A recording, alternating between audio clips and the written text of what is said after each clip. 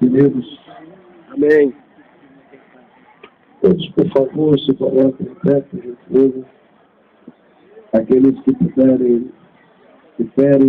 que tenham a condição de estar lendo o texto sagrado, senão simplesmente por respeito e reverência. Evangelho segundo escreveu Marcos, capítulo de número 5, versículo de número 14 até o versículo de número 20. Nos diz aqui o texto sagrado, capítulo 5 de Marcos, versículo de número 14 ao versículo de número 20. Nos diz assim o texto sagrado: os porqueiros fugiram e anunciaram na cidade e pelos campos. Então saiu ao povo para ver o que sucedera. E indo ter com Jesus, viram o endemoniado, e que tivera a legião, assentado vestido em perfeito juízo e poder. Os que haviam presenciado os fatos contaram-lhes o que acontecera ao endemoniado e acerca dos porcos. Entraram, rogaram-lhe a Jesus que se retirasse da terra deles. Ao entrar Jesus no barco, suplicavam-lhe o que fora endemoniado que o deixasse estar com ele. Jesus, porém, não lhe permitiu, mas ordenou-lhe: vai para a tua casa, para os teus, anuncia-lhes tudo o que o Senhor te fez, e como teve compaixão de ti. Então ele foi e começou a proclamar em Decápolis tudo o que Jesus lhe fizera, e todos se admiravam.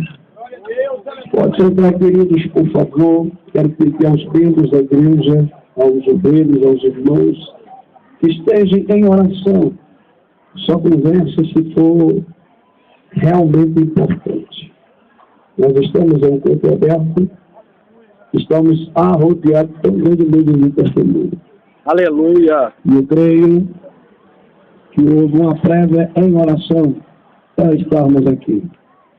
Eu quero nesta noite vos transferir aquilo que Deus colocou ao meu coração através das letras sagradas sobre um tema e um assunto de suma importância para os nossos dias atuais. Quero nesta noite falar sobre o que Jesus faz na vida de um homem. O contexto da história que lemos, que se encontra também no Evangelho de Lucas e de Mateus, trata-se que havia-se na região de Gadara, ou dos Gerazenos, um homem que havia sido possuído, tomando por entidades malignas, espíritos malignos. E a possessão diabólica sobre a vida daquele homem foi tão extrema que este andava como louco, lunático pelos cemitérios da região, gritando, andando e vivendo como animal. A Bíblia diz que a sociedade da época, especificamente da região de Gadara, dos Gesarenos, viu a condição daquele homem e criou meios para intentar parar a sua loucura. A Bíblia diz que por muitas vezes ele foi preso a algemas e segundo colocado em cadeias, ou cadeiras não, mas prisões. A Bíblia nos faz entender, se muitas vezes ele foi algemado, é que a sua condição tanto era destrutiva para si como para os outros. Então aquele homem se tornou um perigo para a sociedade da época. Segundo, se foi colocado em prisões é que o seu comportamento e as reações que esse tinha por ser influenciado por essas entidades malignas levava-lhe a quebrar as leis daquela época. Ou seja, poderia ser impulsionado ao roubo, poderia ser impulsionado à droga, poderia ser impulsionado ao homicídio, mas a Bíblia diz bem claro que por muitas vezes ele foi algemado e levado à prisão, mas ele tinha não uma força humana, mas uma força sobre-humana, porque o sobrenatural, tanto na esfera do bem como na esfera do mal, eleva o homem a fazer coisas extraordinárias.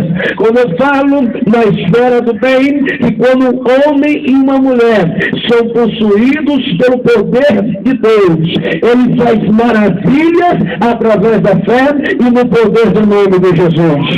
Mas também existe o outro extremo, o ser humano